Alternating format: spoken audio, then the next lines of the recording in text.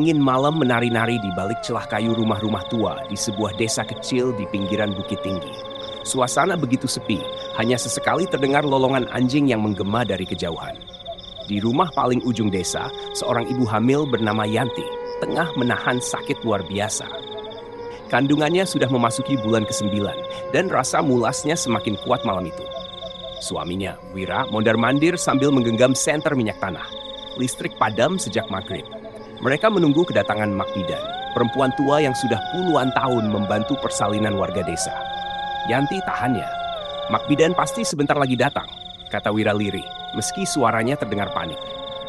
Namun malam itu terasa berbeda. Angin terasa lebih dingin dari biasanya.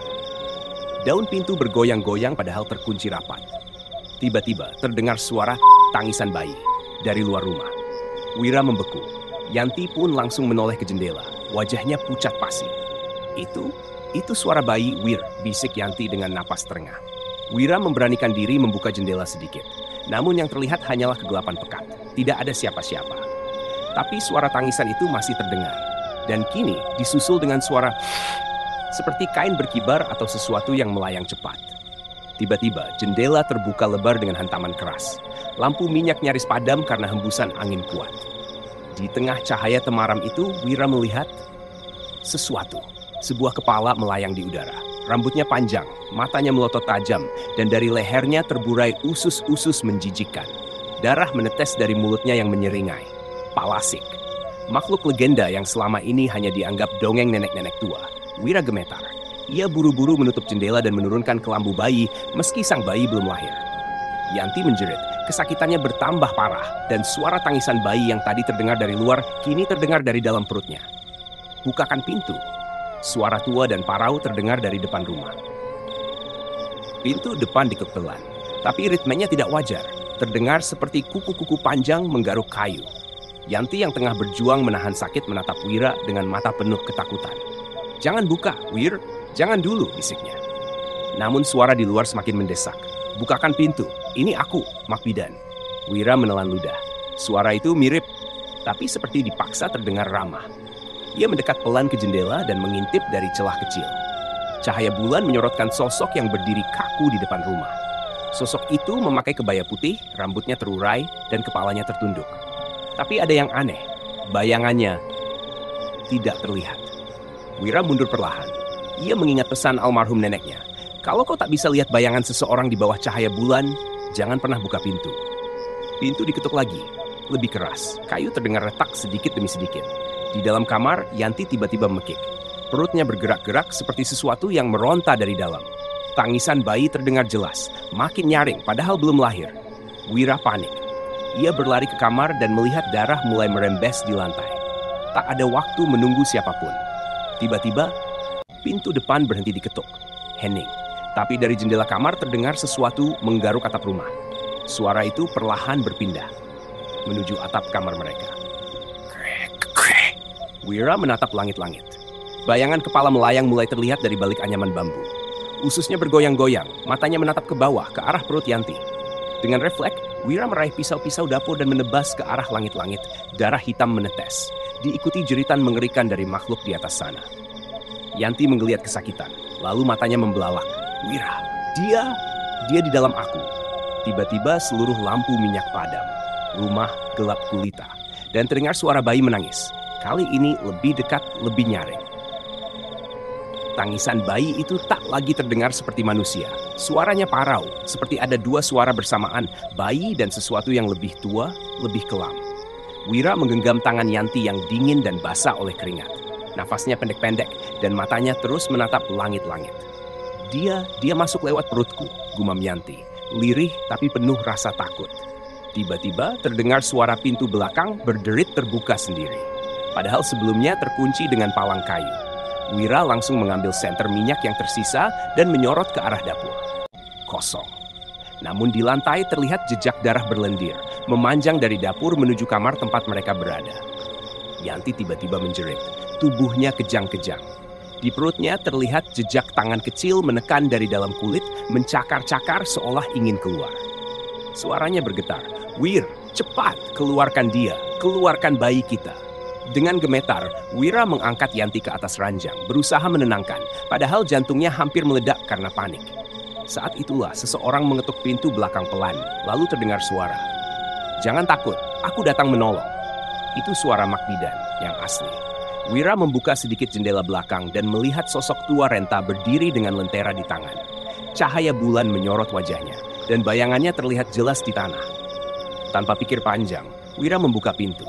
Makbidan masuk, napasnya terengah, tapi matanya langsung menatap Yanti yang menggeliat di tempat tidur. "Kita tak punya waktu," ucapnya tegas. Dia sudah nyaris masuk seluruhnya. Palasik itu sedang menanamkan kutukannya ke janin ini. Makbidan membuka tasnya, mengeluarkan segenggam daun kelor, benang merah, dan sebotol cairan kuning pekat.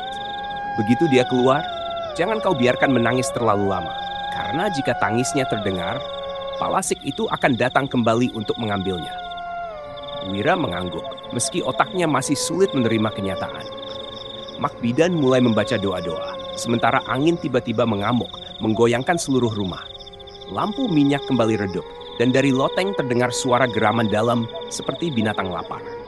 Tepat saat air ketuban pecah, tangisan bayi terdengar keras dan panjang. Dan saat itu juga, atap rumah jebol. Palasik itu kembali. Dengan mata merah menyala, kepala menggantung usus dan taring panjang berlumur darah, ia menjerit, "Itu milikku!" Jeritan Palasik mengguncang malam. Atap rumah berlubang, dan kepala itu melayang turun perlahan seperti seekor burung pemangsa yang telah mencium aroma darah segar.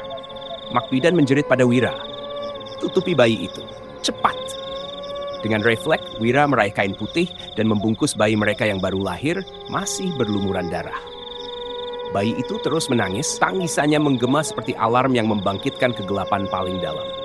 Palasik berputar-putar di udara, rambutnya menjuntai, ususnya mengayun liar seperti cambuk, dan matanya mengincar bungkusan kain di pelukan Wira. "Itu bukan anakmu, dia milikku sekarang," desis makhluk itu. Makbidan menaburkan daun kelor ke udara dan menyiramkan cairan kuning ke langit-langit yang terbuka. Asap mengepul, dan Palasik mengerang keras. Daging di wajahnya meleleh sebagian, memperlihatkan tengkorak hitam di balik kulit busuknya. Tapi dia tak pergi. Palasik mengayunkan kepalanya dan menyeruduk Makbidan. Tubuh tua itu terlempar ke dinding, darah menyembur dari pelipisnya. "Wir, jaga bayimu," ucap Makbidan dengan suara lemah sebelum matanya tertutup perlahan. Wira menjerit, menggenggam bayi lebih erat. Ia berlari ke kamar sebelah, mengunci pintu dan menumpuk lemari di belakangnya. Tapi Palasik mengejar.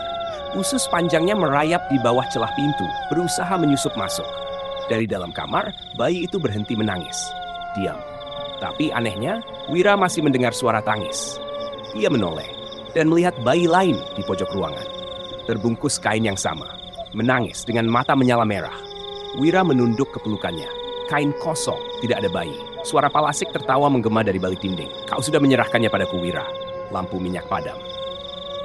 Gelap, sunyi. Bau amis darah masih menguar dari tubuh Makbidan di ruangan sebelah. Wira terduduk lemas, memeluk kain kosong yang tadi ia yakini berisi anaknya. Di sudut ruangan, suara tangis masih terdengar. Tapi tak ada tubuh bayi, hanya bayangan kecil yang samar, seolah hanya khayalan. Kepala Wira mendadak berdenyut. Suara tawa Palasik bergema seperti menggema dari dalam pikirannya sendiri. Lalu bisikan mulai muncul. "Anakmu bukan anakmu. Dia keturunan darah lama, darah kami." Wira menatap kosong ke arah jendela. Di luar, bulan tampak bulat sempurna, memancarkan cahaya pucat ke seluruh desa. Tapi ada yang aneh. Bayangan rumah, pohon, bahkan dirinya sendiri, bergerak ke arah berlawanan dari cahaya. Seperti dunia ini sedang berjalan mundur. Yanti terbaring lemas di ranjang, pucat, tapi matanya terbuka perlahan. "Wir, bayi kita diambilnya," katanya dengan suara lemah. Wira bangkit dan membuka pintu kamar perlahan. Lorong rumah seperti berubah, lebih panjang, gelap. Di ujungnya, gumaman-gumaman tua seperti orang membaca mantra dalam bahasa yang tak dikenal. Ia menapaki lorong itu pelan. Setiap langkah terasa seperti menapaki tanah kuburan. Cahaya samar muncul dari ruang tengah. Dan di sana, berdiri 6 perempuan tua mengenakan jubah hitam, mengelilingi sebuah baskom besar berisi air. Di tengah baskom itu, mengambang bayi yang menangis tanpa suara. Salah satu perempuan tua menoleh dan Wira terkesiap. Itu wajah ibunya. Tapi ibunya sudah meninggal 20 tahun lalu. "Kau tak pernah tahu siapa dirimu, Wira," bisik sosok itu. "Darahmu darah terpilih. Leluhurmu pernah mengikat perjanjian dan Palasik adalah bagian dari keluarga kita. Wira mundur. Tidak, aku bukan bagian dari ini. Tiba-tiba, sosok ibunya mendekat. Matanya membelah horizontal, seperti ular. Bayi itu akan membuka gerbang antara dunia dan neraka. Dan kaulah ayahnya. Baskom mulai mendidih. Airnya berubah merah pekat. Bayi itu menatap Wira. Matanya tak seperti bayi, tapi seperti mata makhluk yang sudah hidup ribuan tahun. Dari balik pintu, suara Yanti terdengar, menjerit seperti diseret. Wira berbalik, berlari kembali ke arah kamar. Tapi lorong itu kini lebih panjang, terus memanjang. Seolah ia berlari di tempat. Dan dari ujung lorong, Palasik itu datang, terbang cepat, dengan usus menyebar dan mata menyala. Palasik melayang cepat di lorong panjang. Ususnya mencambuk dinding, membuat retakan seperti akar pohon yang tumbuh liar. Wira berlari sekuat tenaga, tapi kakinya seperti berat, seperti diikat rantai tak terlihat. Setiap langkahnya seperti ditarik mundur oleh kekuatan yang lebih tua dari waktu. Tiba-tiba lorong itu pecah, dan Wira jatuh. Ia terhempas ke dalam ruang gelap yang basah, lembab, dan penuh kabut. Bau tanah, darah, dan bunga layu menyatu menusuk hidung.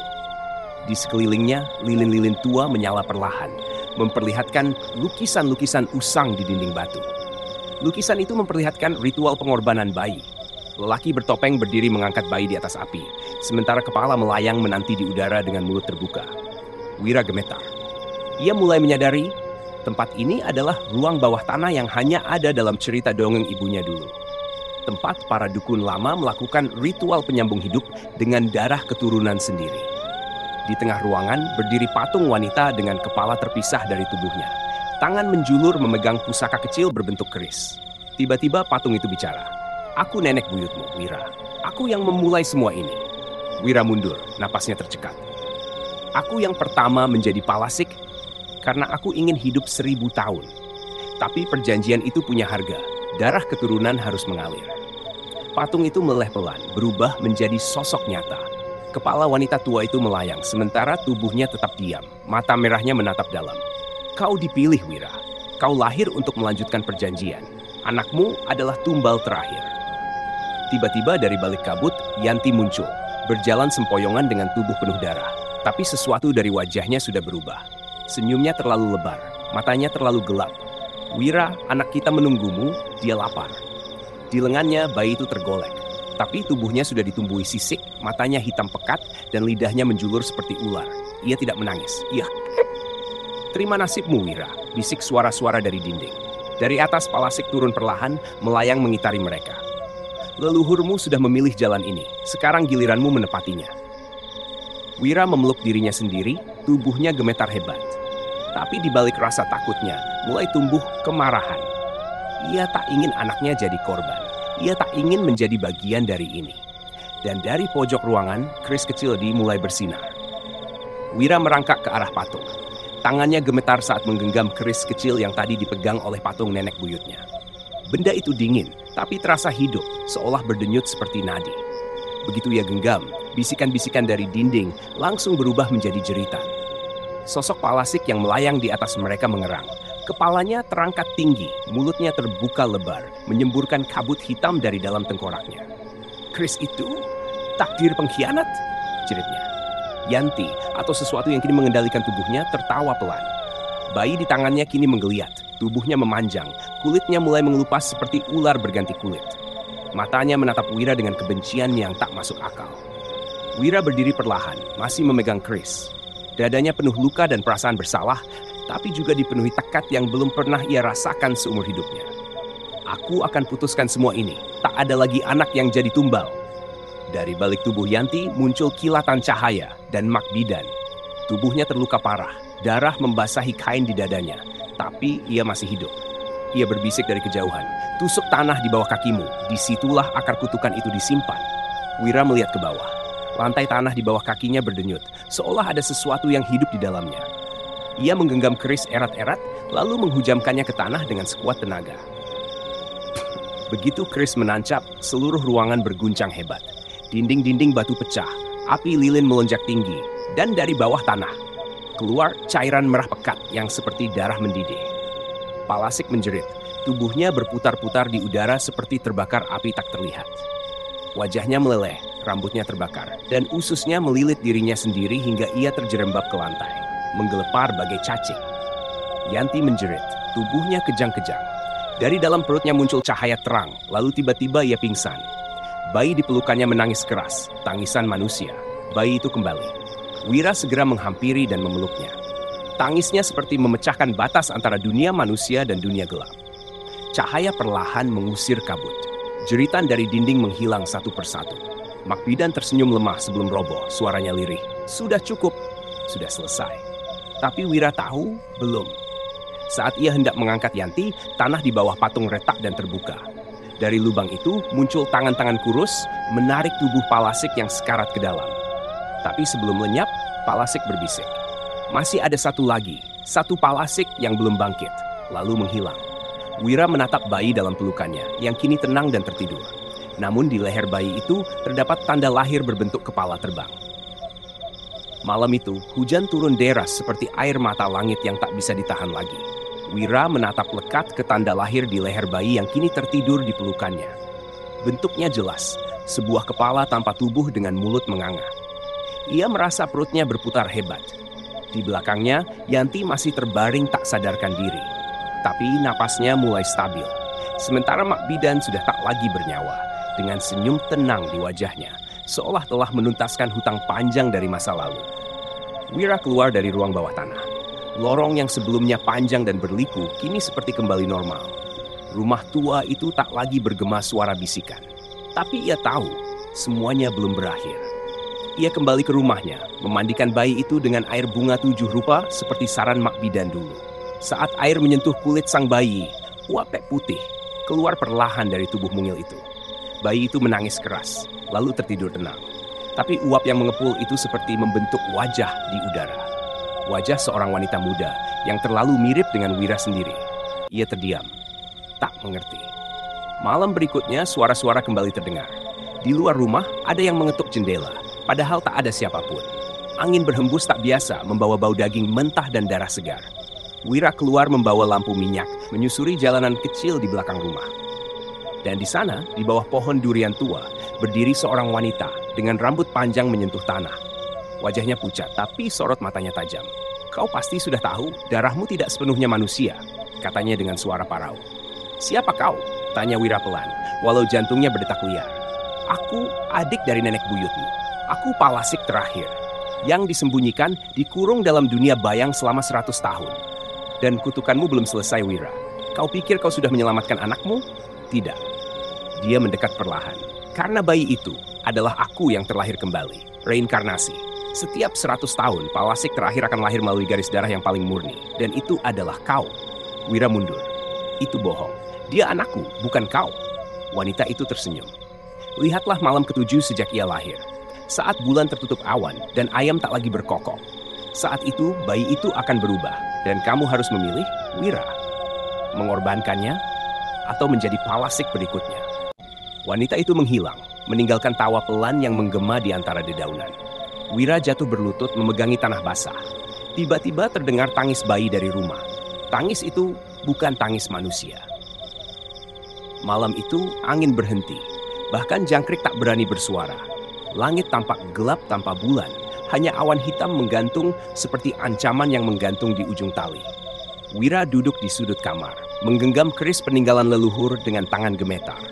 Bayinya terlelap di ranjang kayu, tapi nafasnya terdengar aneh, cepat dan pendek, seperti bukan milik manusia.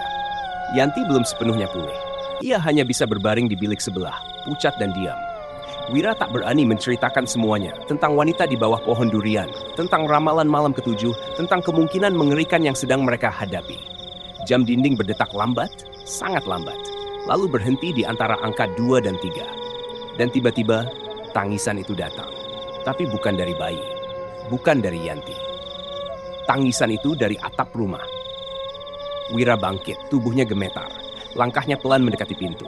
Di luar kamar, angin seperti menari melingkar, membawa suara-suara bisikan. "Pilih, pilih darah atau daging, anak atau hidupmu, satu harus binasa." Ketika ia kembali ke kamar, ranjang tempat bayi itu berada kosong. Selimutnya terlipat rapi, seolah tak pernah ada siapapun di atasnya. "Anakku!" Wira berlari keluar. Rumah terasa makin sempit, lorong-lorongnya seperti bergerak. Dinding memanjang, pintu-pintu muncul dari ketiadaan. Ia tahu rumah ini telah terjebak dalam ruang kutukan yang diwariskan secara turun-temurun.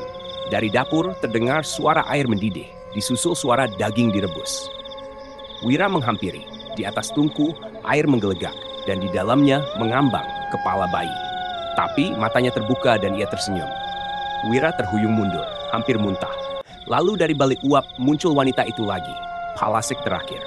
Rambutnya kini berkilau perak, matanya menyala merah. Di lengannya ia menggenggam tubuh bayi yang asli, yang menangis pelan. Aku bisa menggantikan isi kepalanya dan ia tetap hidup. Tapi kau harus menyerahkan jiwamu padaku. Tidak, jawab Wira. Kalau begitu, aku akan ambil semuanya. Wanita itu membuka mulutnya, memperlihatkan gigi tajam seperti jarum dan terbang menuju bayi. Wira menjerit dan melempar keris ke arahnya. Waktu seperti berhenti. Keris itu menancap tepat di dada wanita itu. Bukan membunuh, tapi membuat tubuhnya meledak jadi kabut hitam yang terisap masuk ke tubuh bayi. Bayi itu terdiam, tubuhnya menggeliat. Matanya terbuka. Senyuman Palasik terpahat di wajah mungil itu. Wira mundur perlahan. Bayi itu menatapnya dari atas ranjang. Matanya merah menyala, dengan senyuman yang terlalu sempurna, terlalu sadar. Bukan seperti senyuman bayi, tapi lebih seperti senyuman seorang pemburu yang tahu mangsanya tak bisa lari. Bukan kamu, bisik Wira. Suaranya pecah oleh ketakutan. Tiba-tiba si bayi tertawa, pelan, nyaring, menyerupai tawa wanita Palasik yang tadi meledak jadi kabut dan terserap ke dalam tubuhnya. Lalu, kepala si bayi terangkat perlahan. Tubuhnya tetap diam di kasur, tapi kepalanya mulai melayang, ususnya mengikuti, menjuntai seperti tali menjijikan yang basah dan hidup. Wira ingin menjerit, tapi suara tercekat di tenggorokannya. Palasik yang dulu dibakar, dibunuh, dikubur, kini lahir kembali dari darahnya sendiri. Wira! Suara Yanti tiba-tiba terdengar lemah dari belakang. Ia berdiri di ambang pintu kamar, wajahnya pucat pasi. Tapi yang membuat Wira benar-benar membeku adalah apa yang Yanti pegang. Sebuah foto tua. Ia menunjukkan foto itu dengan tangan gemetar. Foto hitam putih sudah pudar, tapi masih terlihat jelas. Seorang wanita muda berdiri dengan bayi dalam gendongannya. Wira, tapi lebih muda. Lebih seperti ayahnya. Wira, ini ayahmu, gumam Yanti. Dan wanita ini adalah ibu kandungmu. Wira menggeleng. Itu tak mungkin. Itu Palasik yang muncul tadi malam. Yanti menangis. Itu berarti Palasik terakhir yang kamu lawan tadi adalah ibumu sendiri. Dan dia telah kembali melalui darah keturunannya. Wira merasa seluruh tubuhnya mati rasa. Ia terduduk. Bayi di atas kasur mulai tertawa lagi. Sekarang suara dua orang sekaligus tumpang tindih. Suara bayi dan suara wanita. Kepalanya melayang makin tinggi, menggantung di langit-langit rumah, dan darah mulai menetes ke lantai. Wira harus memilih. Sekarang, ia bisa mengambil keris dan menyelesaikan semuanya. Memusnahkan anak itu, atau menerima takdirnya. Membiarkan darah Palasik hidup dalam garis keturunannya. Menjadi pelindung dari kekuatan gelap itu bukan penghancur. Yanti menggenggam tangannya. Kita bisa lari, atau kita bisa bertarung. Wira memandang keris di lantai, dan memandang mata bayi itu, yang kini menyala seperti bara api kecil yang tak akan pernah padam. Langit menghitam seperti kuali raksasa yang menutupi dunia. Di dalam rumah kayu tua itu, waktu terasa membeku. Hanya suara tetesan darah dari kepala bayi yang melayang yang terdengar. Jatuh satu persatu ke lantai, membentuk simbol tak dikenal. Wira tak lagi bisa membedakan mana yang nyata dan mana yang gaib. Yanti menggenggam keris, wajahnya pucat, tapi sorot matanya kuat. Kita harus habisi dia, sekarang, bisiknya. Wira mengangguk pelan. Tapi sebelum ia melangkah maju, kepala bayi itu berbicara, bukan menangis, bukan tertawa. Suara wanita Palasik keluar dari mulut mungil itu jelas dan dingin. Bunuh aku, dan kau akan membunuh darahmu sendiri, anakmu, dagingmu. Wira, kau tidak bisa menipu garis keturunanmu. Palasik bukan kutukan, tapi warisan. Wira merasa dunianya runtuh. Selama ini, ia pikir ia hanya manusia biasa.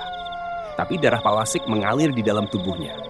Ayahnya dulu meninggal misterius, ibunya menghilang. Dan sekarang semuanya masuk akal. Ia adalah anak dari Palasik terakhir.